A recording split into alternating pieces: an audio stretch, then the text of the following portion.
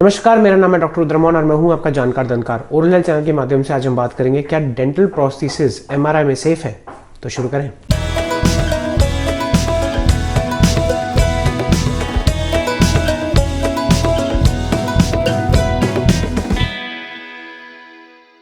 तो आज का एपिसोड बहुत इंपॉर्टेंट है क्योंकि अभी जो है मैंने एक पेशेंट से बात की थी, उनको जो है एमआरआई कराना था और उन्होंने ये बात बोली कि हम जो है अगर डेंटल प्रोस्थेसिस में मेटल होता है और आपको जानते ही हैं कि मैग्नेटिक रेजोनेंस इमेजिंग में जो है एक मैग्नेटिक फील्ड होती है, तो क्या डेंटल प्रोस्थेसिस जिसमें जो है मेटल है वो जो है सेफ है कि नहीं है।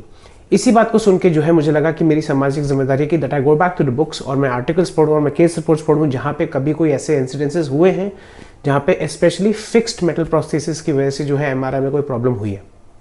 तो मैंने आर्टिकल्स पढ़े और सिस्टमेटिक रिव्यूज पढ़े। जो मैग्नेटिक रेजोनेंस इमेजिंग होता है यानी कि एमआरआई होता है वो हमारे सॉफ्ट टिश्यू और जो है बेसिकली ब्रेन और बाकी सारे बॉडीली फंक्शंस को चेक करने के लिए जो है यूज़ किया जाता है और इसमें एक मैग्नेटिक सोलेनॉइड यूज होता है यानी कि एक मैग्नेटिक फील्ड क्रिएट होती है। तो आप ये भी जानते हैं कि मेटल्स जो है नॉन मैग्नेटिक भी हो सकते हैं और मैग्नेटिक भी हो सकते हैं। इसके फिजिक्स में मैं नहीं जाऊंगा। तो अगर हम बात करें कि अगर आपके मुंह में मेटालिक रेस्टोरेशंस है या प्रोस्थेसिस है, उससे जो है एमआरआई पे क्या फर्क पड़ सकता है और आपको क्या जो है इसमें प्रिकॉशंस लेने हैं।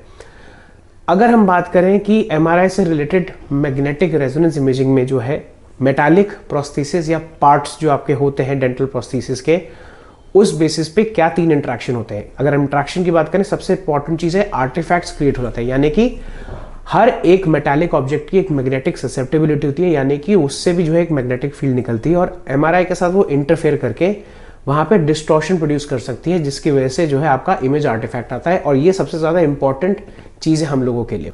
तो अगर हम बात करें सारे जो मेटालिक आभूषण होते हैं आपके जो है उन सब में जो है हम यूज करते हैं कि हम उसको एमआरआई के टाइम पे उतरवा दें।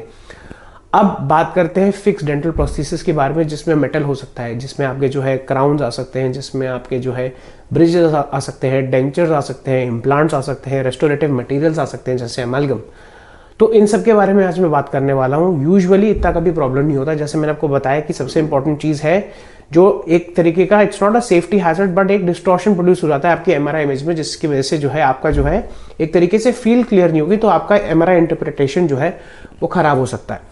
दूसरी चीज होती है कि एक हीट प्रोडक्शन होती है because of these eddy currents that are produce. Eddy currents जो है मैग्नेटिक फील्ड में जो है एडी करंट्स प्रोड्यूस होते हैं जिसकी वजह से जो है टेम्परेचर राइज हो सकता है। अब प्रॉब्लम क्या आ सकती है, temperature rise on an average is about 1 to 2 degrees which is tolerable with your mouth. आपकी मौखिक त्वचा में 1 से 2 डिग्री का अगर टेम्परेचर बढ़ता है तो कोई प्रॉब्लम नहीं आती है। हालांकि जो टेम्परेचर टॉलरेबल है इंक्रीज फॉर दी मौखिक त्वचा जो है वो आपका 8 से 10 डिग्री सेंटीग्रेड है।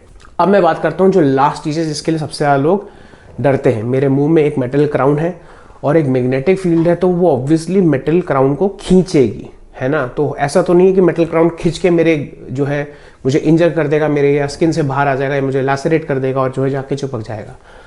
अब देखिए इसमें बहुत इंपॉर्टेंट चीज है। सबसे इंपॉर्टेंट चीज ये है कि आपको मेटल क्राउन की स्पेसिफिकेशंस पता होनी चाहिए। मैंने एक केस रिपोर्ट पढ़ी थी जिसमें पेशेंट को फील हुआ था कि उनका क्राउन धीरे धीरे करके बाहर आ रहा है बिकॉज ऑफ द एमआरआई। उसमें प्रॉब्लम ये थी, ये एक आई थिंक ऑस्ट्रेलियन बोर्ड की एक रिपोर्ट थी जिसमें उन्होंने जो है डेंटल टूरिज्म के नाम पे इंडोनेशिया से क्राउन लगवाया था। अब वहां पे जो है जो अगर आप डेंटल टूरिज्म करते हैं तो डेफिनेटली जो है क्राउन के जो मैन्युफैक्चरिंग इंस्ट्रक्शंस होते हैं, जो आपके एक तरीके के कॉन्स्टिट्यूएंट्स होते हैं, जैसे उसमें मोलिब्डेनम भी होता है, निकल क्रोमियम होता है, कोबाल्ट क्रोमियम होता है, बेरिलियम होता है, इन सब चीज़ों से जो है ये जो मेटालिक इम्प्योरिटीज होती हैं या मेटालिक जो भी सब्सटेंसेस होते हैं जिसकी वजह से मैग्नेटिक ससेप्टेबिलिटी चेंज हो जाती है। एक ही मेरे को अपने नॉलेज में एक रिपोर्ट मिली जिसमें वो क्राउन थोड़ा सा बाहर आ गया था।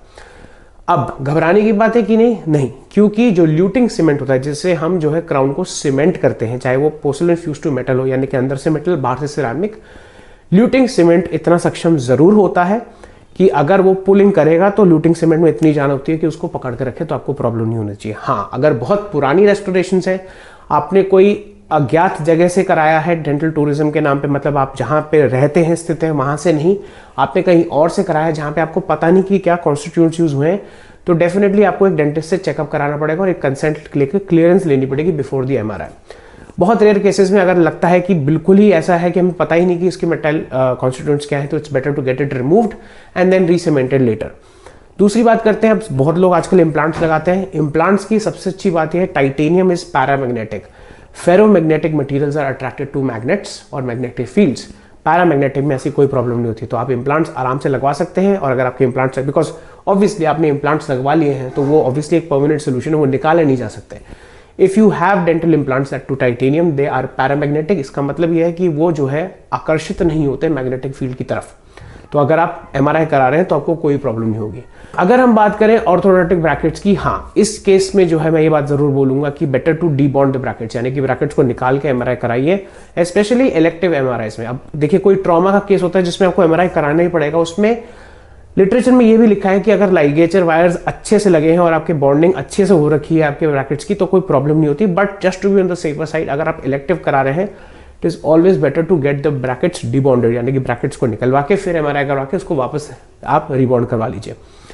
बाकी जो आपके अमेलगम जैसे मटेरियल्स हैं, उनमें भी जो है, जो अमेलगम आपका एक बार जो है ट्राइचुरेट हो जाता है, यानी कि जिसको मिक्स करके बनाते हैं, तब जाके उसकी मैग्नेटिक प्रॉपर्टीज ऑलमोस्ट जीरो हो जाती हैं। तो इस केस में आपको कभी भी प्रॉब्लम आएगी नहीं कि एमआरआई के दौरान अगर आपके पास सिल्वर अमेलगम की रेस्टोरेशन है, राइट, तो ऑब्वियसली आपने सिल्वर अमेलगम की रेस्टोरेशन जब डलवा ली, उस टाइम पे वो मैग्नेटिक होती है, लेकिन जैसे ही वो सेट हो जाती है उसके बाद उसमें कोई मैग्नेटिज्म या मैग्नेटिक ससेप्टिबिलिटी या प्रॉपर्टी नहीं होती, जिसकी वजह से आप आराम से एमआरआई करा सकते हैं। डेंचर्स में जो मेटल डेंचर्स है, रिमूवेबल डेंचर्स है, उसमें डेफिनेटली आपको जो है you have to make sure कि आप जो है उसको रिमूव करा के जो है आप अपना एमआरआई कराइए। अगर आपकी फिक्स्ड डेंटल मेटल प्रोस्थेसिस है तो डेफिनेटली जो है आपको उसको जो है उसका सीमेंटेशन जो है जितनी पुरानी हुई है, तो ऑब्वियसली उतने चांसेस है कि सीमेंटेशन फेलियर, यानी कि cohesive failure of the cement होने के चांसेस ज्यादा है, यानी कि सीमेंट और सीमेंट के जंक्शन का ब्रेकेज बिकॉज ऑफ द पुल हो सकता है, चांसेस हो। तो इसलिए आपको जो है अपने डेंटिस्ट को दिखा के उसका एक बार परामर्श कराना है और कुछ नहीं करना है। तो ये था आज का episode. Please like share subscribe करिए, बेल आइकन को दबाना ना भूलिए ताकि आपको इंपॉर्टेंट अपडेट्स मिल जाए। अगर आप मेरे से संपर्क करना चाहते हैं, ये है मेरे सोशल मीडिया हैंडल्स। मेरा आपसे प्लीज अनुरोध है, प्लीज मुझे डायरेक्टली कॉल मत करिए। मुझे बहुत कॉल्स आते हैं, मैं सारे कॉल्स का जवाब नहीं दे पाता हूँ, बहुत बार जो है फोन काट देता हूँ क्योंकि मैं बिजी होता हूँ। मुझे बस आपको काम करना है, व्हाट्सएप पे अपना नाम, अपना स्थान, अपनी मौखिक समस्या का वर्णन करते हुए मुझे मैसेज डालिए, जिसका मैं 1-2 दिन में रिप्लाई करता हूँ, और उसके बाद जो है हम वार्तालाप करके आपकी प्रॉब्लम को सॉल्व करने की कोशिश करेंगे। अगर आपके पास कोई क्वेरीज, डाउट्स, एप्रीहेंशन और इनसाइट्स हैं तो उसको प्लीज यूट्यूब कमेंट सेक्शन में डालना ना भूलें। तो आज के लिए इतना ही, नमस्ते।